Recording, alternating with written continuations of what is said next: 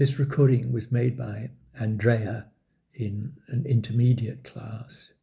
The recording was done live in class, and it's very impressive that the transcription has got such a small number of errors in it. I've marked here 3 errors of transcription, and even then one of them, he, she, is a typical problem that students have. But pants should be parents, and soap should be saw. So let's listen to it. Rob and Jenny are in her car. They are going to meet with Jenny's parents. She said him, don't forget the chocolates. And he saw the bag in the car, and she saw there is no chocolates. And after that, she said, I don't believe it. And he said he forget in the desk. After that, she said, why don't you ever tidy? No? Okay. I was enjoying hearing the interjections from the listener here of saying things like,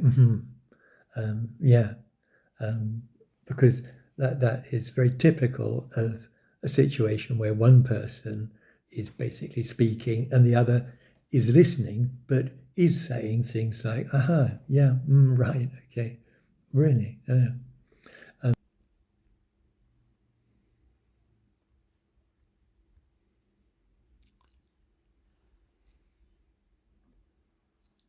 Thanks for sharing that. I've listened to your recording about Jenny and Rob's car ride.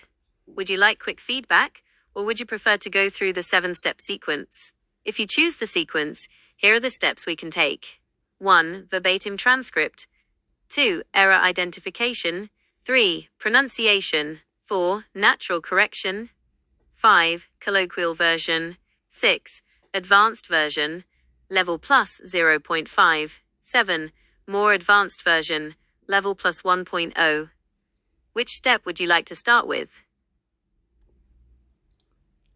And I want to do all the steps, so let's say quick first.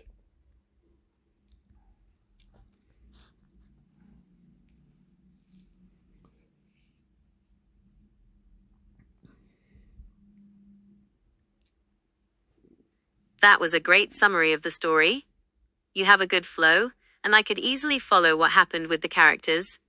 Since you asked for quick feedback, here are the main things to notice. Tense consistency. You mostly used the present tense, e.g., they are going, but sometimes mixed in the past tense, e.g., she said. It's usually best to pick one and stick with it. Small grammar points. Watch out for said him, it should be told him, and remember to say the car or on the desk to make the sentences feel complete. Pronunciation. You're very clear, though working on the th sound in words like with or there would make your speech sound even more natural. Would you like to try the 7-step sequence now to dive deeper? If so, which step should we start with? 1. Verbatim transcript. 2. Error. So I didn't listen to all of that. So I'm not going to listen to this verbatim transcript because it's full of errors. And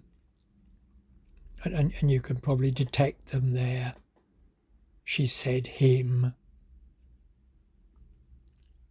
There is not chocolate. Error identification will make it easier to see those.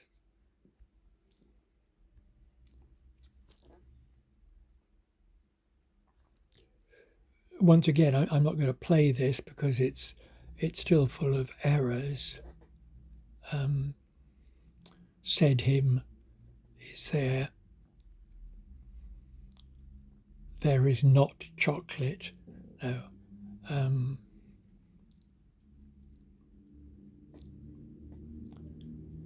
He forget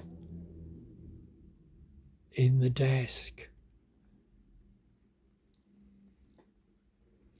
Okay, so I think a student could easily notice some of those errors, having been told where the error is.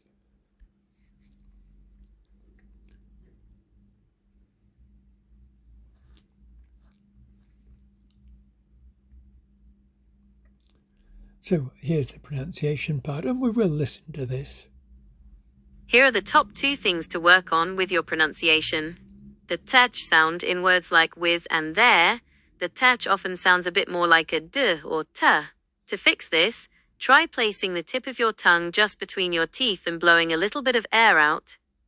The ch in chocolate. Sometimes the ch sound at the start of chocolate can sound a bit soft like an sh. Try to make it a sharper, shorter sound like the sound of a sneeze or a train engine, ch. Which step would you like to do next? 4. Natural correction. 5. Colloquial version. 6. Advanced version, plus 0.5. 7. More advanced version, plus 1.0. I'm going through them in order.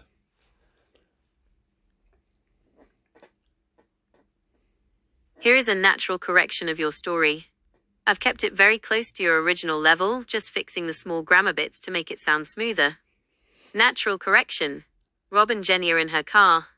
They are going to meet Jenny's parents. She told him, "Don't forget the chocolates." He looked in the bag in the car and saw there were no chocolates. After that, she said, "I don't believe it." He said he forgot them on the desk. Then she asked, "Why don't you ever tidy up?"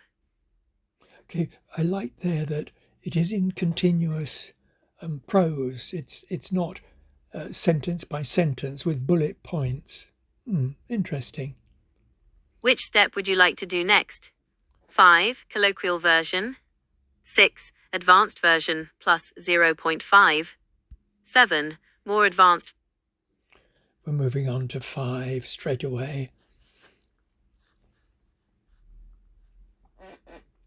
It's very quick in preparing everything and making the thing to be able to be listened to. Here is a colloquial version. This is how a native speaker might tell the story to a friend over coffee. It's still simple, but it sounds more chatty. Colloquial version. Rob and Jenny are in the car on their way to see her parents. She tells him, "Don't forget the chocolates." But when he looks in the bag, he realizes they aren't there. She's like, "I don't believe it," and he admits he left them on the desk. She just says, "Why don't you ever tidy up?" Okay, so it sounds much nicer, doesn't it? And now 3 of the things that were changed there that were worth commenting on. 3 key changes.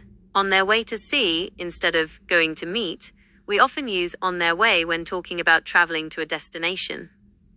She's like. In casual English, we often use be plus like instead of said when reporting what someone said with a bit of emotion. Left them on. Using left is more common than forgot when you are talking about the physical location of an object you didn't bring with you. Which step would you like to do next? 6. Advanced version, plus 0.5. 7. More advanced version. Okay, we're going through them one by one. There doesn't appear to be any colour. I don't know whether this is because I've got a black and white screen, but here we are. We've already got it ready to listen to. This advanced version, plus 0.5, is just a small step up. It uses slightly more descriptive verbs and better connections between ideas to make the story flow like a natural conversation. Advanced version, plus 0.5. Rob and Jenny are on their way to visit her parents.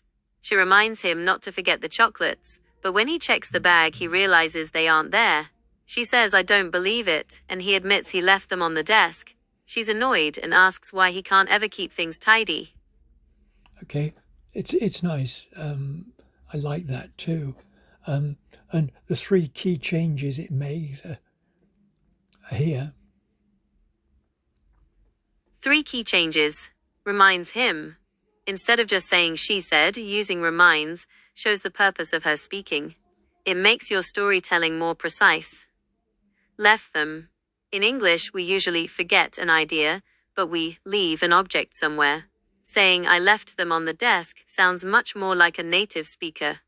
Keep things tidy. This is a common phrase, a collocation. Instead of just the verb tidy, using keep things tidy describes a habit or a general state of being organized. Would you like to see the final step? 7. More advanced version? Yeah, we would.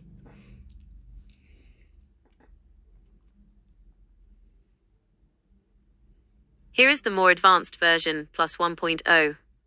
This version uses more natural phrasing and better structure to tell the story smoothly, which is a great way to bridge the gap toward a higher level of fluency. More advanced version, plus 1.0. Rob and Jenny are on their way over to her parents' place. She makes sure to remind him about the chocolates, but when he checks the bag in the car, he realizes they're missing. She's completely shocked and says, "I don't believe it." Rob then admits he left them behind on the desk. Frustrated, she asks him why he can't ever keep things organized. Okay, yeah, it's still easy enough to understand. But the great thing is that at the end you can ask questions. For example,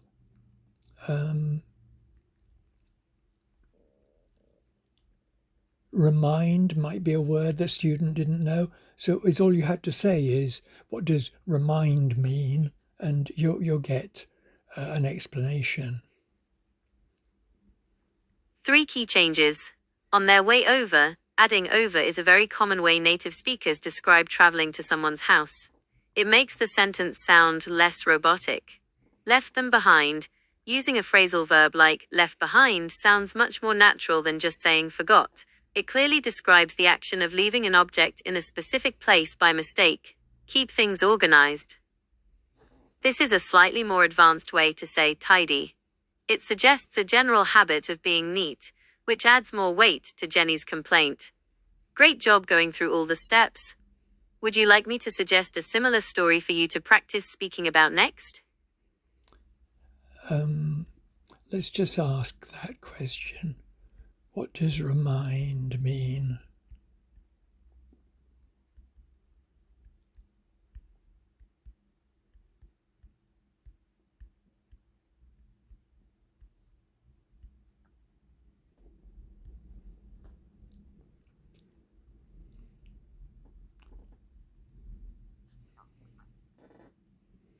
Remind is a verb we use when we help someone remember something they might have forgotten.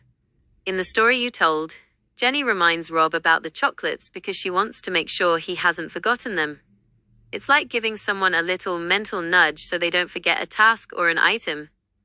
Common examples. Can you remind me to buy milk later? My phone reminded me that I have a meeting at 2 o'clock. Would you like me to give you a few practice sentences where you can try using remind yourself? No, that's okay. That's fine. I think we'll stop there.